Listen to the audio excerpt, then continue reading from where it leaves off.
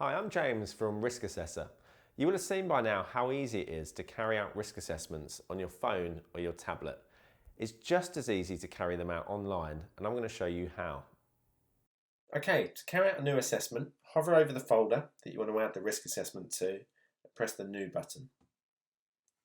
The new project screen will come up where you can enter a project name. So I'm going to call this signage install. Then enter a work description. So I'm going to put install Diabond sign to exterior of building. We've got some options now over here on the right hand side. We've got key working staff. So this can be individuals that are going to be within the area or groups of people in the area. So you can add more than one. So I'm going to select a couple of people there. Enter the start date and the end date for the work and the assessment date. So when you're actually carrying out the assessment, you can put the date in there. The options you've got at the bottom here to proceed now are skip images. So if we go skip images, we go straight through to selecting the hazards that we can see within that working area. Now I'm actually going to show you how to add images because I think they make for a better report. So I'm going to click on upload images and I'm going to choose a folder. Now what we're doing here is we're not choosing images, we're choosing the folder that the images are in. So I'm going to select my safety sites folder and click on upload. The reason we're not just selecting images are we're going to get to select from the entire folder, so you can see all the images load up here. If it has a blue bar around it, it means it's our main image, so it's the one that we're going to be using to do the assessment on. Okay, so you can select reference images by clicking as many times as you like, and you'll see they've got a yellow box around them. Now if we want to toggle from main image to reference image, we simply press the little circle and it will turn that one blue and the other one yellow. Okay, and then when we click on next, we'll go through to our grid screen where we can select hazards and we can start dragging and dropping them over the top of the image. Shouldn't take too long to load now. Here we go. So here's our photograph. Here's our hazard list down the right hand side. You can see we've got an icon and then we've got the hazard. They're all in alphabetical order. And what you can also do, if your hazard list is quite extensive, so you may have like hundreds of hazards in there potentially, you can say favourites. So simply click on the star and it will add them to your favourites list. So you can see down here I've clicked favourites. If these are ones you're using a lot, very, very handy tool. Okay, you can have more than one library saved. So you can see here if I go into the signage department, I've got a different library. So this is one, you've got your own library and then you've got your company library, okay? So that's how you toggle between those. Again, if I want to save some favourites, I simply star them, go into the favourites list, and they'll be added to my favourites. If I can see a hazard that isn't in the list, I can click on the add button and I can add a hazard to that list so I can use it for this particular assessment.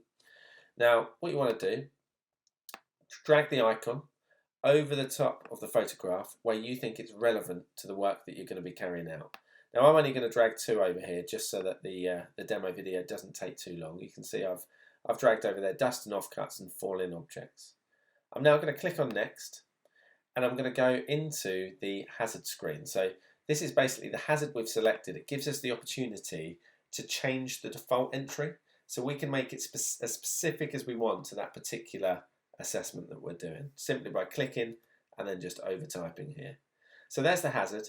These are the control measures. So these are the things that we're going to do to knock down the likelihood or the worst case outcome of this particular hazard. Okay, so carry out good housekeeping. Yes, we're going to select that and we're going to say that's already in place. Offcuts to be cleared away is additional. So that's an additional control measure that we need to take into account. The workers to wear strong safety shoes with a good grip. Remind staff to clear up spillages. Also, that's additional as well. Now, because we've selected some additional controls required, you'll see this yellow box has come up.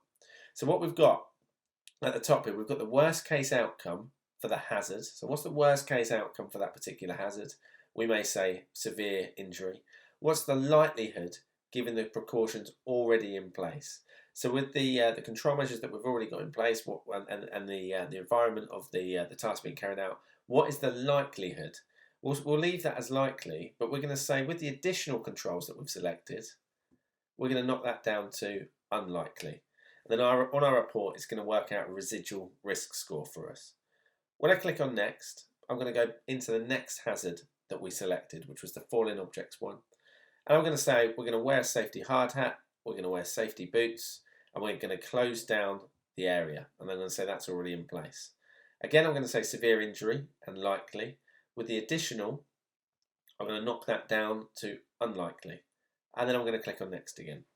We've got a few final questions to answer now before we've completed our risk assessment. Any further assessments required? I'm going to say manual handling. The people involved, who's involved? We'll say contractors and employees. And any special groups where an assessment, individual assessments might be required. I'm going to leave those off at the moment.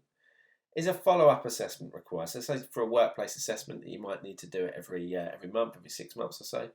If you select yes, you can have a reminder that will sync with iCal and come up on your calendar. Do you want the assessment to be signed off as reviewed? So do you need to get somebody else's signature to sign it off and to say that it's accurate? If you do, click on yes, and you can ask somebody to sign it digitally.